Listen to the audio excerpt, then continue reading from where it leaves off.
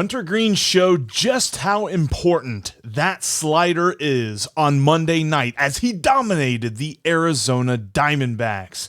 He is part of why the Reds are even just a little bit fun to watch in 2022, and another part of why they're fun is on their mound tonight. We'll talk about that, as well as let's just allow ourselves to imagine for a minute what this pitching staff would be like for the Reds if they don't do two things. I'll tell you what those are on today's Locked On Reds. You are Locked On Reds, your daily Cincinnati Reds podcast, part of the Locked On Podcast Network, your team every day. You are Locked On Reds with myself, Jeff Carr, and my co-host, Stephen Offenbaker, will actually be out today. We'll have him back on the pod tomorrow as we discuss the core of this team in the future. But you've got me today. I've been addicted to the Cincinnati Reds pretty much my entire life, and I've been podcasting into now my fourth season about this team. Turned that addiction into information for you on the Locked On Reds podcast that's part of the Locked On Podcast Network, your team every day. Thanks for making us your first listen. We're free and available on all platforms. On today's episode, we got to talk about Hunter Greene because holy cow, he was phenomenal last night just before the monsoons came. Graham Ashcraft's on the mound tonight, and, weather permitting, I guess. And we'll see what we can glean from his last start and why he is so important to the future of the Reds rotation, as well as what the rotation and what the pitching staff as a whole could look like if the Reds abstain from two key things. But we've got to start off first. Also, by the way, shout out to our title sponsor, Rock Auto. Amazing selection, reliably low prices. All the parts your car will ever need are at rockauto.com, and make sure you tell them that Locked On sent you. All right, let's start off because Hunter Greene showed you what he can do last night, and it all started with his slider. His slider, he located for strikes. He actually got a pretty decent number of called strikes with it today. A lot of the times he's been using it as just kind of the butter to the bread of the fastball and getting guys to chase it. But last night, he was able to actually drop it in for strikes, and that just completely set the tone for him and really set the Arizona Diamondbacks hitters back. Aside from a bunt single by Dalton Varsho in the top of the first inning, there were no other base runners. That's right. And really, too, if you look at the replay and stuff like that, you can kind of argue the fact that maybe Varsho was out of the batter's box. So you could have been talking about a perfect 7 innings for Hunter Greene, which I wonder if they would have considered that. I don't think they would have considered it a fully perfect game since it was stopped by the rain. Maybe, I don't know. Somebody who's a stat genius, drop down in the comments section here on YouTube and let me know. But just a beautiful night for Hunter Greene. Also, that fastball was moving. I know that there's been some folks in the comments saying, no, it's flat, Jeff. Trust your eyes. But it's like a wise old man named Ben once told me, your eyes can deceive you. Don't trust them. StatCast is telling me it's breaking. And in fact, last night, StatCast said that the vertical break as well as the horizontal break was better than his average throughout the season coming into last night's game. So that was good to see. And it was very evident because all of this kind of came together in one beautiful package that he limited hard contact. And by limiting, I mean he eliminated it. There was none. In fact, this is the 7th time, and this was according to the Elias Sports Bureau, the 7th time in the StatCast era, so since 2015, that a starting pitcher had gone 7 or more innings and allowed 0 hard contact. Hunter Greene is one of 7 when it comes to that statistic. That was an amazing game, and you could watch it really every single inning. He had the intensity ratcheted up. That was something that he talked about in his last start, that he got too comfortable. He felt good after 3 innings and maybe let off the gas a little bit. at Fenway. Didn't do that last night, and he absolutely reaped the benefits. Arizona had no shot against Hunter Greene last night. 8 strikeouts in 7 innings. I firmly believe he would have given some pizza. I think that he could have gone for the complete game. The 7th inning was very quick for him. He did a good job of getting out of the 7th inning very quickly, getting some very weak contacts, getting a couple of pop flies to get himself out of the inning without throwing that many pitches. If he continues to do that in the 8th inning, maybe he does come back out for the 9th. Now, you can debate whether or not he'd have gotten free pizza on his own if that were the case and he was just being efficient with his pitches, but it's very good to see because we'll talk about the difference between him and Graham Ashcraft here in a minute, and that has been that Hunter Greene is really focused on just getting the strikeouts, or at least that's what the stats have looked like. And he's really given up a lot of hard contact. He added in the ability to completely miss the barrel of a guy's bat if that guy hit it at all.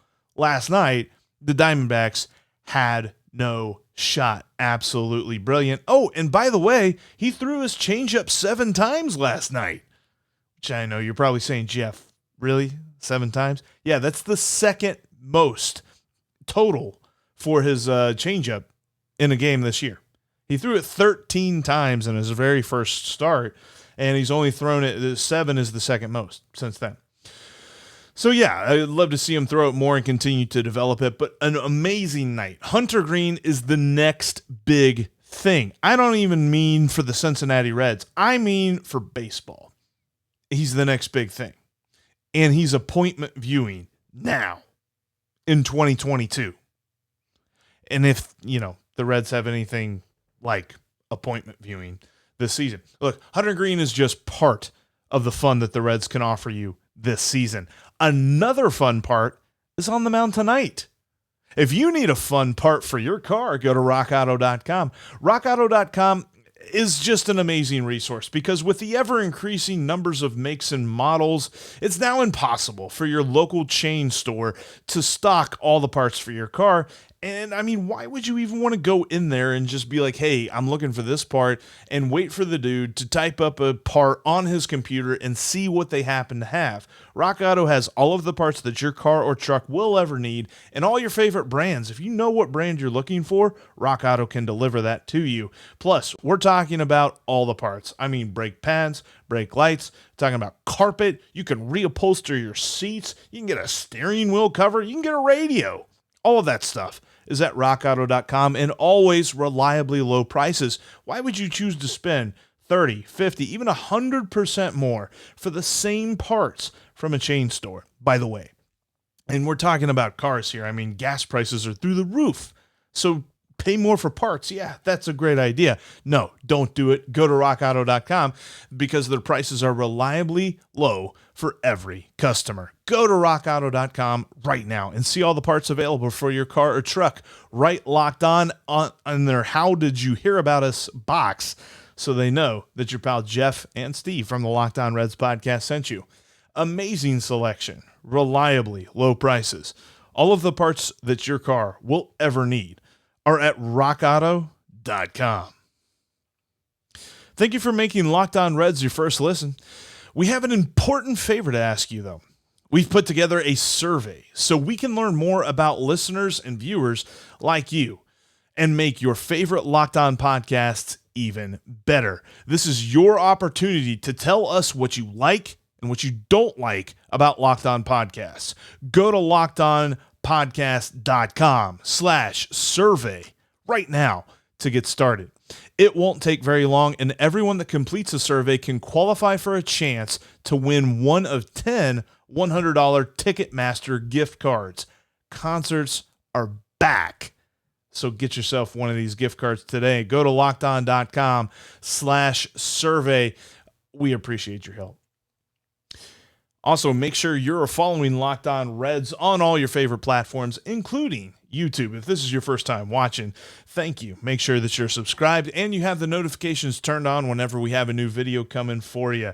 Coming up tomorrow, something that we said we were going to talk about today, but Steve's out today, so we'll talk about it tomorrow. What is the core of the Reds going to look like in 2024. That's a big topic going on right now, especially when you look at a couple of teams around baseball. The Reds are firmly within this conversation. The Reds are at the bottom of the National League. It's not going to change. They're going to maybe climb up to the top of the bottom, but they're not going to be anywhere near the playoffs. They're looking for the future.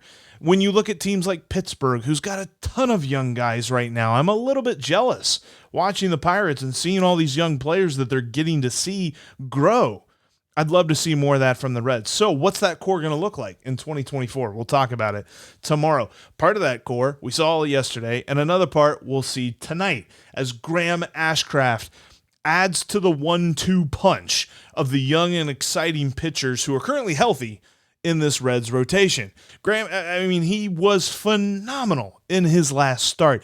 And yes, we can talk till we're blue in the face of something that I mentioned in the last podcast as well. He needs to strike out more guys, but everything else looks good. In fact, let's call it like it is. Based on how he pitched last year, or based on how this guy pitched last year, Wade Mahle, and how Hunter Greene is pitching this year, and how Graham Ashcraft is pitching this year, Graham Ashcraft's a little bit more Wade Mahle than Hunter Greene. In fact, in 17 2/3 innings, yes, small sample size, needs a lot more of a run to really know that much about him. But in this tiny sample size, he's in the top 3% of pitchers in average exit velocity allowed. Good stuff. He's also in the top 2% of barrels allowed. What did we just talk about with Hunter Greene? He did a really good job of missing bats, and then whenever he didn't miss bats, he missed barrels.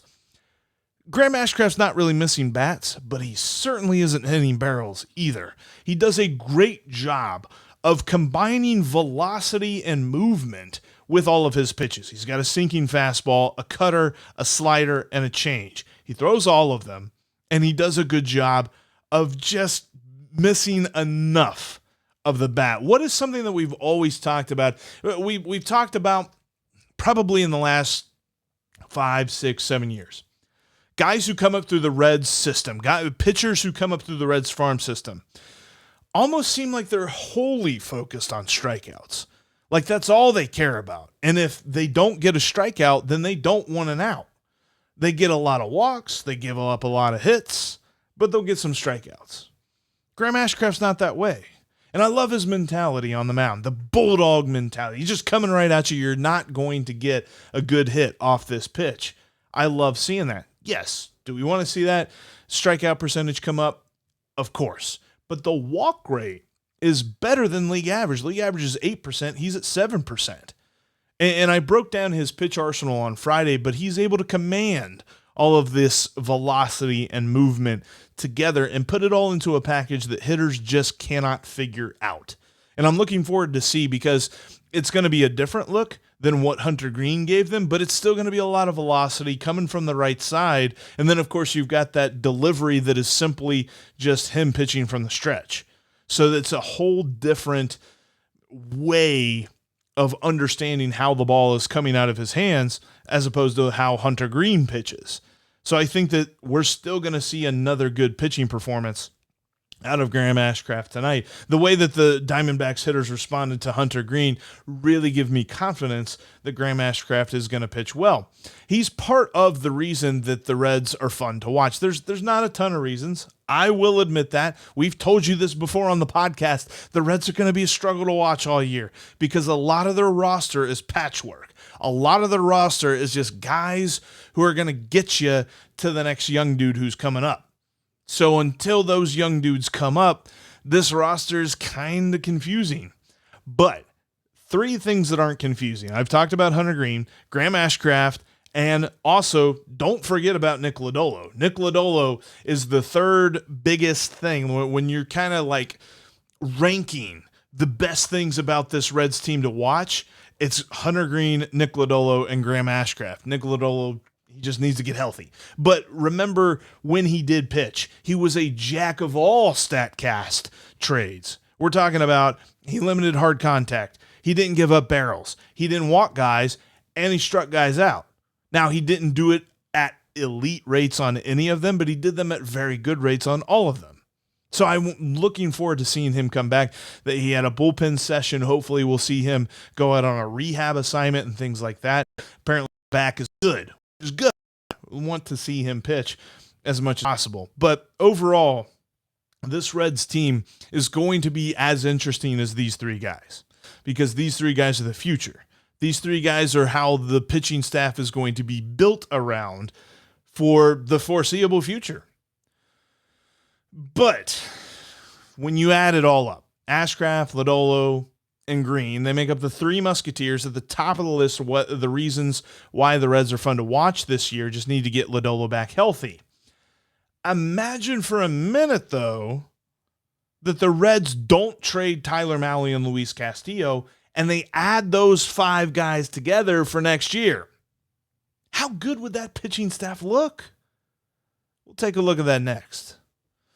Don't you love a chewy chocolate brownie? What about a caramel brownie with caramel swirled on top? So good. What if I told you that you can have all that chewy chocolatey deliciousness plus 17 grams of protein? You're in luck, because caramel brownie bars are available at built.com right now. And you got to act fast because they're a fan favorite. They're not going to last very long. Forget about dessert. These bars are better than dessert. Built has done it again. Plus, the macros are unreal. 130 calories, 17 grams of protein, 4 grams of sugar. But trust me, it's going to satisfy your sweet tooth. I'd replace all regular brownies with Built's caramel brownies in a heartbeat. The best part, caramel brownie bars are covered in 100% real chocolate. Seriously. With Built, you don't have to sacrifice tasty for healthy. You can have both. And all of Built's bars are made with collagen protein, which your body absorbs more efficiently and provides tons of health benefits. So, I mean, there's a million reasons that you need to try Built bars today. On top of the fact that caramel brownie, there's so many amazing flavors, and you got to jump into a puff bar. I love some puffs. So, get healthy. Get yourself some good snacks. Go to Built.com today. Use the promo code LOCKED15, and you'll get 15% off your next order. That's Built.com, and the promo code LOCKED15 for 15% off at Built.com.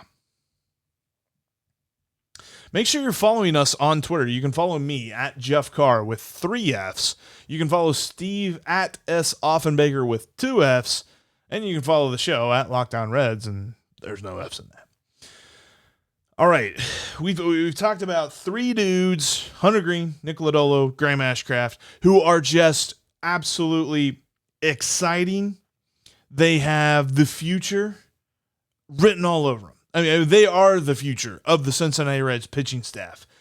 But imagine for a moment, because we keep talking about the magical year of 2024, imagine for a moment that all of these rumored trades about Tyler Mahle and Luis Castillo don't come to fruition and the Reds keep these guys.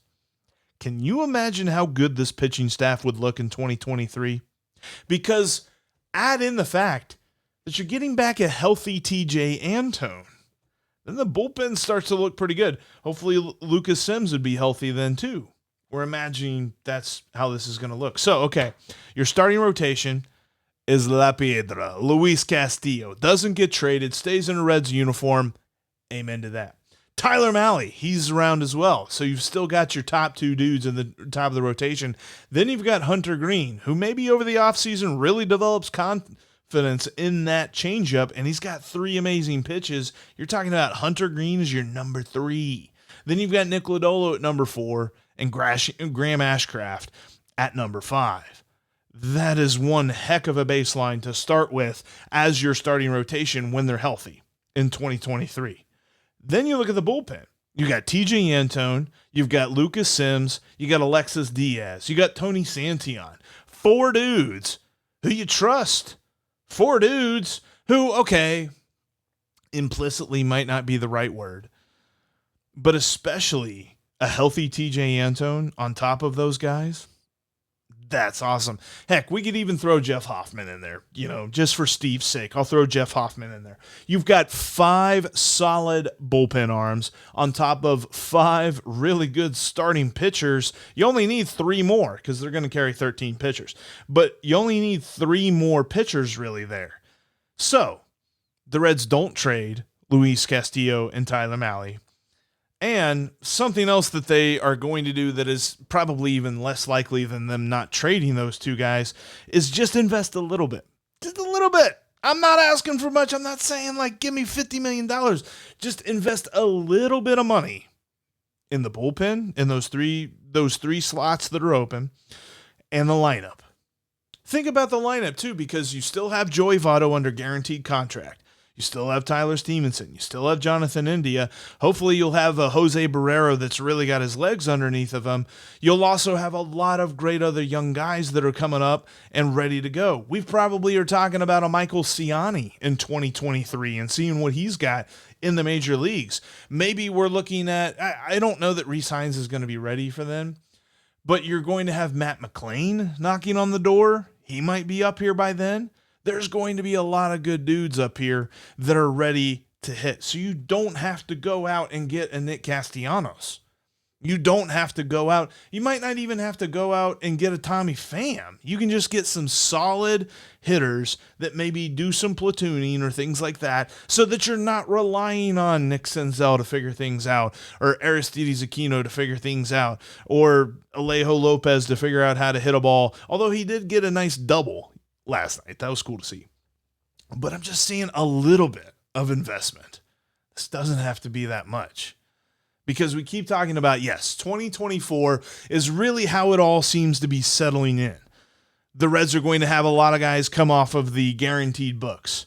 The Reds are going to have a lot of young guys up in the major leagues at major league minimum who are pretty good, or at least the hype is real. 2024 looks nice. Could you move it up to 2023? You certainly could, and you don't need that much of an investment. And we could stop talking about this. How bad are they going to be? Because I saw the jokes. I saw everybody being like, well, just go for it then. Be as terrible as you can be and at least be memorable. I don't want that. I really don't. And I know mediocrity just doesn't sound enticing, but we're talking about a team that hasn't gone anywhere in the playoffs in 27 years. The last thing I want to do is to have a memorable season for all the wrong reasons. But I think we've got a shot here. Why wait until 2024? Don't trade Luis Castillo. Don't trade Tyler Mahle, and invest a little bit in the bullpen and the lineup. And let's go for it in 2023. What say you? I don't know. Hopefully you're listening. In the Reds front office. Anyway, that's going to wrap it up for this edition of the Locked On Reds podcast. Thank you so much for watching, and thank you for listening. If this is your first time, make sure that you're subscribed. But thanks for making Locked On Reds your first listen. Now, make your second listen Locked On MLB. Sully's got you covered on all things Major League Baseball, past and present, with his unique perspective. That's Locked On MLB, just like Locked On Reds, free and available on all platforms. We saw a very nice start from Hunter Greene last night. And hopefully we'll see a good start from Graham Ashcraft tonight. And with all of these young guys that hopefully we'll get to see over the course of this year, because we do have Jose Barrero out on a rehab assignment. And hey, Jonathan India, he's going to start a rehab assignment soon. And Donovan Solano as well, although he's not really one of the rookies that we're talking about here. But anyway, there's lots of excitement amidst all of this losing in 2022. And you can bet that you're going to hear about it every single day right here, because we are Locked On Reds every single day.